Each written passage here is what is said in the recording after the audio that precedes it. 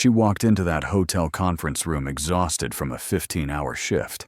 He sat at the head of the table, controlling a business empire worth billions. Their eyes met for 3 seconds. 3 seconds that would unravel everything they thought they knew about love. This is the story of how a tired nurse from Accra and a silent Nigerian billionaire found each other when neither was looking. And what happened next left everyone speechless. Before we go deeper, let us know in the comments where you're watching from. We'd love to hear from you, and if you're new here, click on the subscribe button so you never miss any of our upcoming videos. Adana Mensah was 43 years old, and she had stopped believing in fairy tales a long time ago. She lived in Accra, Ghana, where she worked the night shift at Ridge Hospital, taking care of patients who sometimes remembered her name and sometimes didn't. Her divorce had been finalized 2 years earlier. No children. No one is waiting at home. Just a small apartment in Osu that felt emptier with each passing day. Her ex-husband had left her for someone younger, someone who didn't come home smelling like antiseptic and exhaustion. Adana didn't blame him, not really. She had given everything to her patients and nothing to their marriage. But that didn't make the silence any easier. One evening, after losing a patient she'd cared for over 3 months, Adana sat in her car in the hospital parking lot and cried until her chest hurt. Mama Akosua had been 79, full of stories about her children and grandchildren scattered across West Africa. She'd held Adana's hand that last night and whispered, "Don't wait too long to live, my daughter." Now she was gone, and Adana realized she'd been waiting her entire life, waiting for the right moment, waiting for permission, waiting for someone to choose her first. She pulled out her phone, scrolled through vacation destinations she'd saved but never booked, and stopped at one. Zanzibar, Tanzania. The pictures showed turquoise water, white sand beaches, and palm trees bending in the wind. She didn't think. She just clicked, "Book now," on the cheapest flight she could find. 2 weeks later, she was on a plane heading to the other side of the continent, carrying one suitcase and a heart that desperately needed to remember what hope felt like. 4,000 miles away, in a private villa on the northern coast of Zanzibar, Chike Okafor sat alone on his balcony, watching the Indian Ocean turn gold under the setting sun. At 41 years old, Chike was one of Africa's most successful businessmen. His company, Okafor Hospitality Group, owned luxury resorts in 12 African countries, from Lagos to Nairobi, from Dakar to Johannesburg. Forbes estimated his net worth at $2.3 billion. But money hadn't bought him peace. It hadn't brought back the woman he'd loved. 7 years earlier, Chika had been engaged to Zainab, a brilliant architect from Kano, who designed 3 of his first hotels.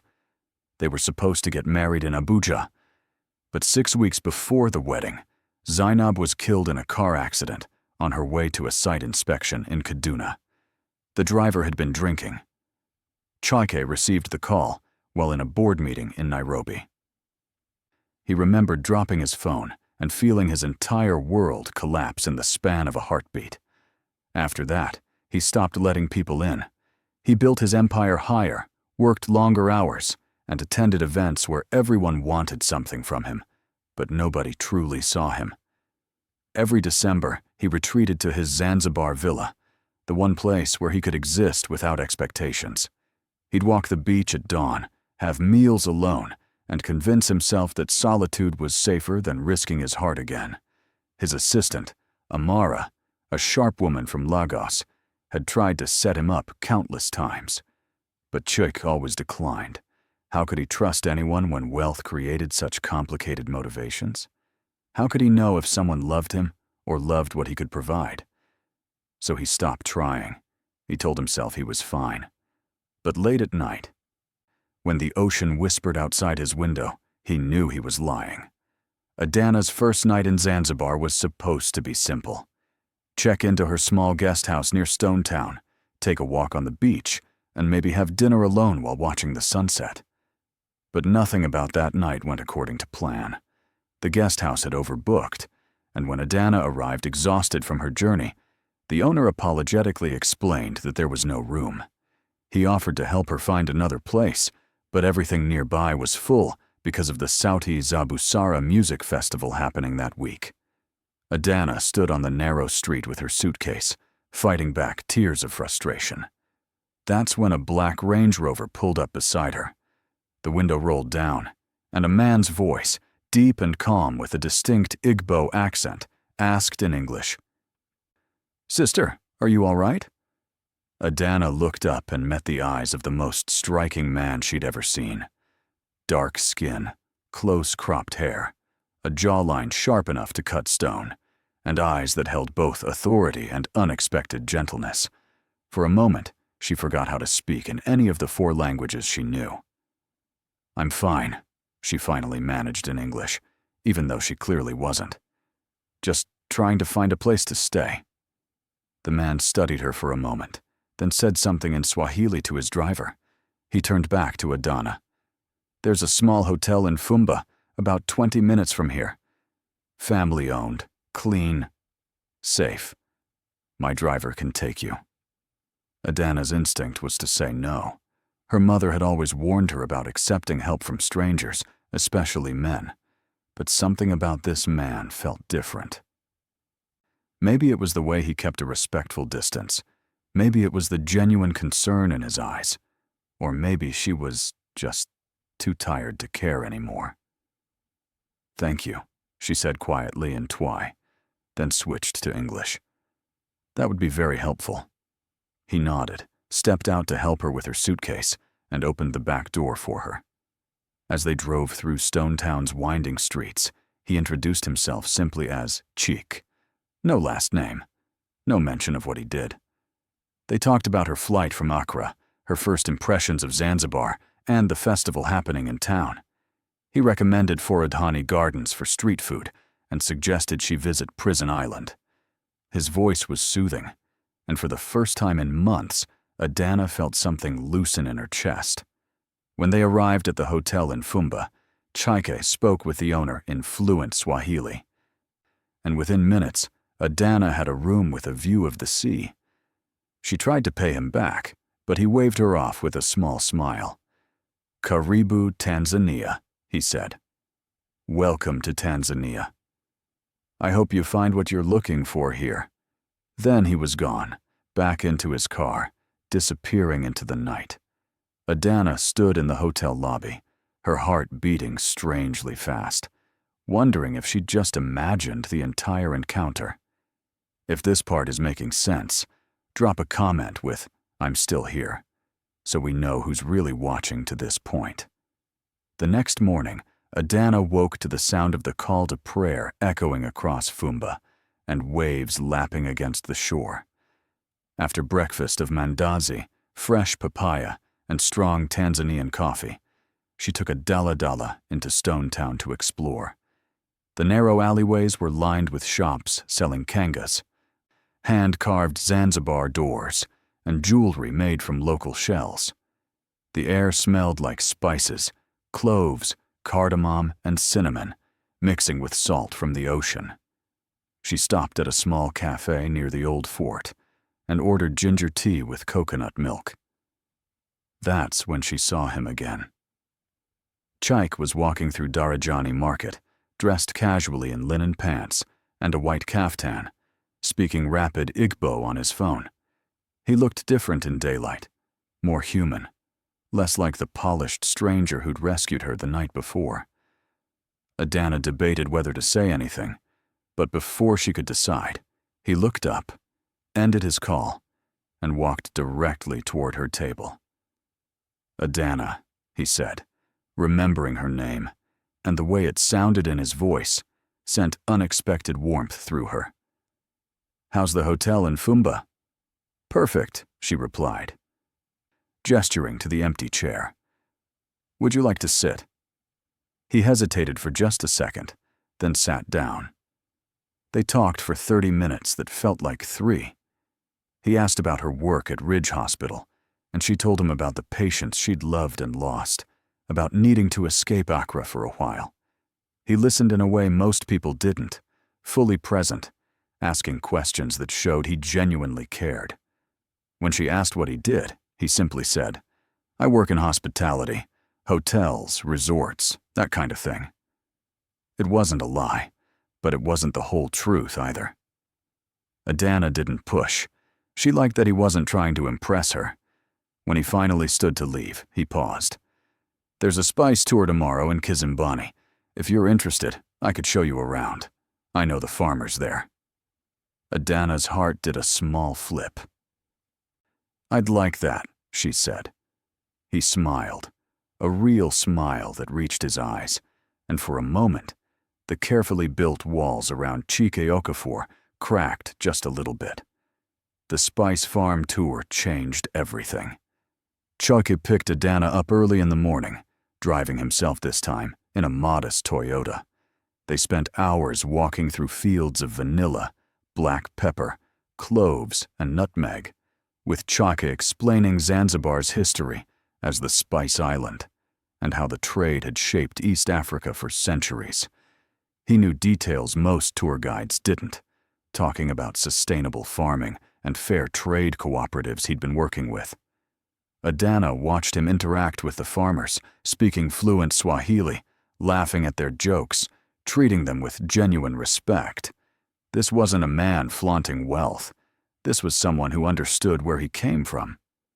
They had lunch under a mango tree, simple food of pilau rice and grilled fish served on banana leaves, and Adana realized she hadn't felt this relaxed in years. "Can I ask you something?" she said. "Of course. Why did you help me that first night? You didn't know me. I could have been anyone." Chike was quiet for a moment. "My late fiancé used to say that kindness is the only currency that truly matters. I try to remember that." "Late fiancé?" Adana asked gently. He nodded. "Zainab. She died 7 years ago in Kaduna. Car accident. I'm so sorry, Chike." "Thank you." He turned to look at her. "What about you? What brought you to Zanzibar alone?" Adana told him about her divorce, about feeling invisible in her own life, about needing to prove she could still be brave.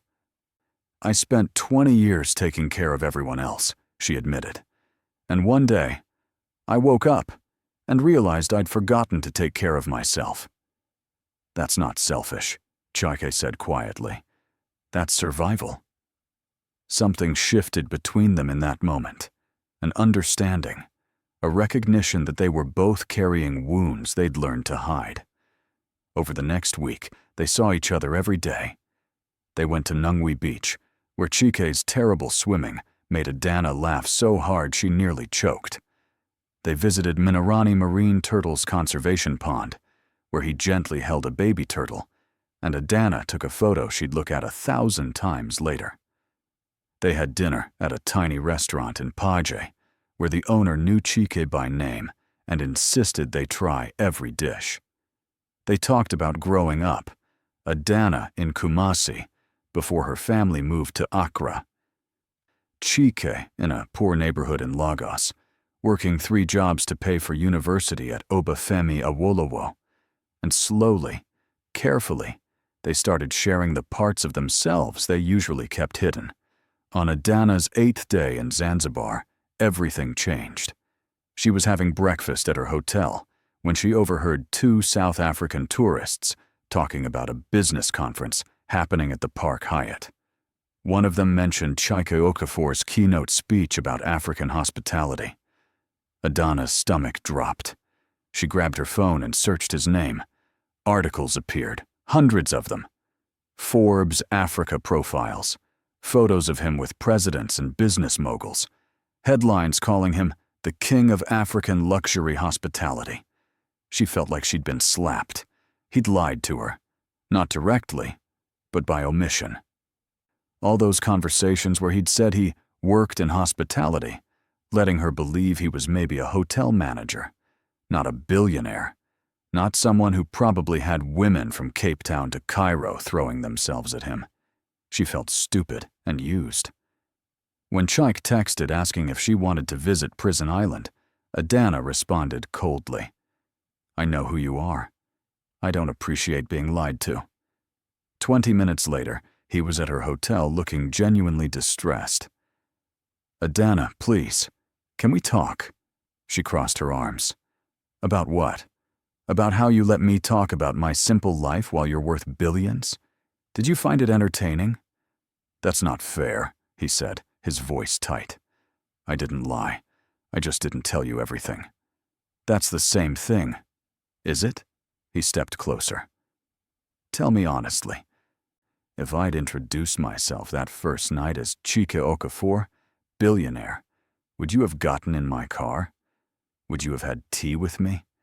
Or would you have assumed I wanted something?" Adana opened her mouth to argue, then closed it, because he was right. She would have run. "I liked being just Chike with you," he continued quietly. "No expectations, no assumptions. Everything I told you was true. My feelings, my stories, all of it was real. Then why tell me at all? Because secrets destroy things that matter. And you matter to me, Adana, more than I've let anyone matter in 7 years." His honesty broke through her anger. She wanted to stay mad, but looking at him, vulnerable and afraid, she couldn't. "I need time to think," she said. He nodded. "I understand. I'll be at my villa in Kendwa if you need me." He left, and Adana spent the rest of the day torn between fear and hope. Adana didn't sleep that night. She thought about everything they'd shared, about how he'd listened when she talked about her patients, about how his eyes lit up, explaining his agricultural projects, about how he'd held that baby turtle like it was precious. She thought about her ex-husband, who never once asked about her day, about how rare it was to find someone who made you feel seen. By morning, she'd made her decision. She took a taxi to Kendwa, her heart pounding the entire way. When Chike opened the door in wrinkled clothes like he hadn't slept either, she said, "You scared me, not because of who you are, but because of how much I've started to care about you." "It terrifies me too," Chike admitted. "I've spent 7 years protecting myself. And then you walked into my life, and suddenly all my walls felt pointless." "I leave in 3 days," Adana said. "I know. And I live in Accra, and you live in Lagos." They both knew how complicated this was. Different countries. His public life, her private one. Every rational part of Adana's brain told her to walk away, but her heart had already made the choice. "I don't know how this works," she said. "Neither do I," Chike replied. "But I'd like to try." Adana closed the distance between them and kissed him. When they finally pulled apart, Chike rested his forehead against hers. "I'm not letting you go without a fight, Adana Mensah." "Good," she whispered, "because I'm tired of running from things that feel right." If you've made it this far, and you're feeling this connection, drop a comment below telling us where you're watching from. We love hearing from you. The next 3 months were hard. Adana returned to Accra and tried to fall back into her routine at Ridge Hospital, but everything felt different now. She'd text Chike during her breaks, and he'd respond between meetings in Johannesburg or Kigali.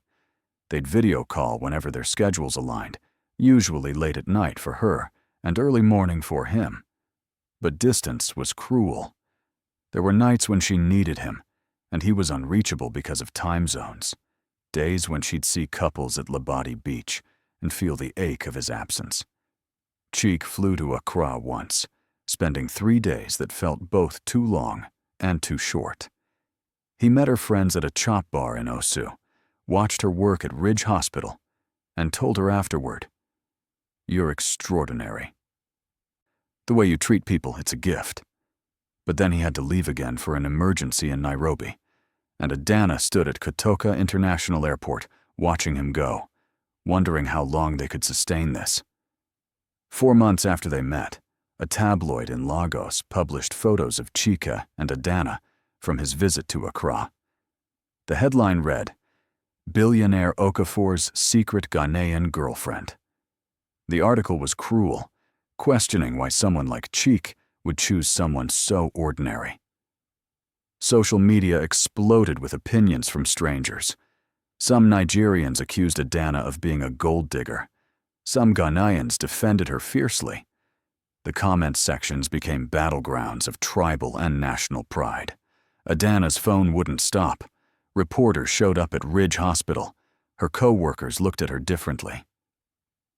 The worst part was reading comments from women claiming they'd been with Chika.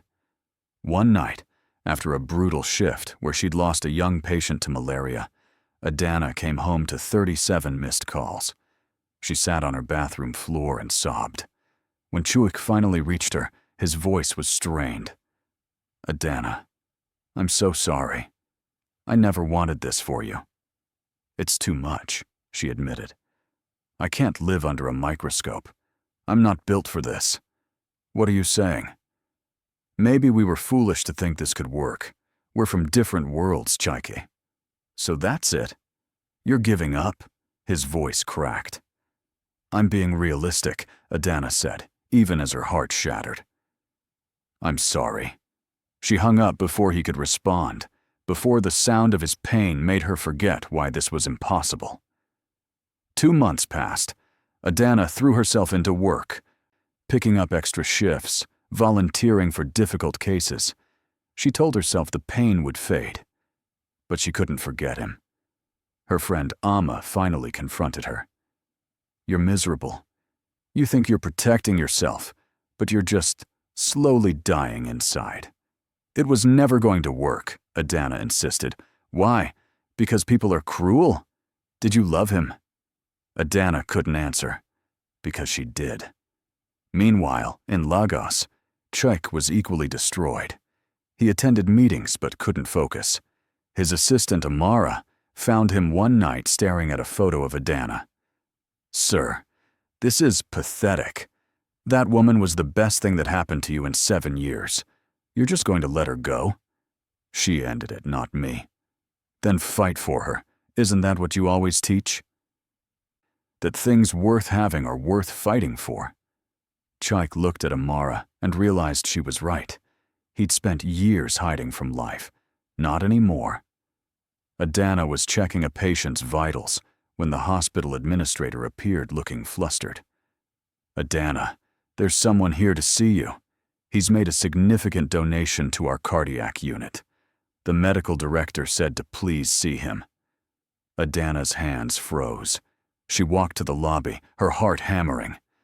And there he was, Chike Okafor, standing in Ridge Hospital in a perfectly tailored suit, holding a bouquet of sunflowers. Every head was turned. Phones were recording. "You came," Adana whispered. "I never should have let you go," Chike said, closing the distance. "I love you, Adana. I love your strength, your compassion, the way you see people, including me." "Chike, people are watching. Let them watch. The only opinion that matters is yours." He got down on one knee, and the entire lobby gasped. "I'm not asking you to marry me, not yet. But I am asking you to give us another chance. Come to Lagos. See what we could build together. I'll wait as long as you need." Tears streamed down Adana's face. Every reason she'd convinced herself to end things suddenly seemed small. "Yes," she said. "Yes to another chance. Yes to trying. Yes to being brave." Chike stood and kissed her right there, and the applause that erupted was deafening. "Where are you watching from? Drop your location in the comments. And if you haven't subscribed yet, hit that button now." 6 months later, Adana stepped off a plane at Murtala Mohammed International Airport in Lagos. Not for a visit, for a new beginning. She'd taken a position at Lagos University Teaching Hospital. Chike had offered to help her find her own apartment, but Adana had smiled and said, "I think I'd like to wake up next to you." They moved slowly, building trust. Adana met his family, his mother, who hugged her and spoke to her in Yoruba, even though Adana responded in Twi and English. She learned to cook jollof rice, laughed when his family argued about whose version was better, Nigerian or Ghanaian. Her patients at Luth loved her. Her colleagues respected her. She found joy in the work again. They still faced challenges: his travel, cultural differences, public attention. But they faced it together. On their first anniversary, Chaika took Adana back to Zanzibar. They walked the same beaches. And this time, when he got down on one knee at sunset in Kendwa, it was with a question he'd been waiting to ask. Adana Mensa, will you marry me? Will you build this crazy, beautiful life with me? Yes, she said through tears. 1,000 times. Yes. 2 years after that chance meeting on a stone town street, Adana and Chika married at a resort in Zanzibar, with views of the Indian Ocean. It was a fusion of Ghanaian and Nigerian traditions. Adana wore kente cloth and traditional beads. Chike wore a white agbada embroidered with gold. Both families filled the space, his large and loud, hers smaller, but equally joyful. As Adana walked toward the man who'd seen her when she felt invisible, she thought about how close she'd come to missing this. In her vows, Adana said, "You taught me that love isn't about perfect timing. It's about choosing each other every day, even when it's hard." In his vows, Chaike said, "You showed me that walls don't protect us, they just keep us from living. Thank you for being brave enough to give us a second chance." They kissed as husband and wife while their guests cheered. Later, dancing under the stars, Chaike whispered, "I love you, Mrs. Okafor." Adana smiled. "I love you too. Now and always." This is a story about second chances, about two people who'd been hurt, finding the courage to risk being hurt again. About love that crossed borders, survived scrutiny, and proved the best relationships aren't perfect. They're just worth fighting for. Reminds us it's never too late to start over. Never too late to believe you deserve happiness. Never too late to open your heart. If this story touched you, share it. Let us know in the comments what resonated most. Your own love story might be waiting for you to be brave enough to step into it. Thank you for watching.